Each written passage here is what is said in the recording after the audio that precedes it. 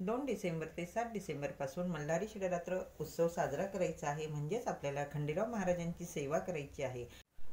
मल्हारी सप्तशती पाठ करावा. ज्यांना तुमच्याकडे खंडोबाचा टाक मूर्ती फोटो असेल, हे नसेल तर सुपारी घ्या. यावर आपल्याला हरिद्राचन करायचं आहे. हरिद्राचन म्हणजे हळद अर्पण करणं. हळद अर्पण करताना खंडेराव महाराजांची 108 नावं घ्यावी. ज्याप्रमाणे आपण कुंकुमार्जन करतो त्याच पद्धतीने हरिद्राचन करायचं आहे. पहिल्या दिवशी जी हळद घेणार आहोत तीच हळद आपण 6 दिवस वापरणार आहोत.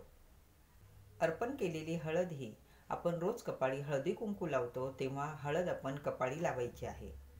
तुम्ही जी सुपारी घेणार आहात ती सुपारी फक्त या पूजेमध्येच तुम्हाला वापरायची आहे.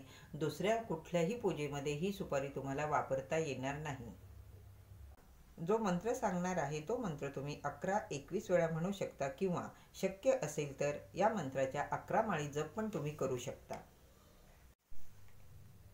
ओम ह्रीं भ्रूं त्रों श्रूं ह्रूं द्रूं प्रियाय नंद गंगा महालसांब्या सहिताय श्री मार्तंड भैरव रूपाय श्री मल्हारये नमः.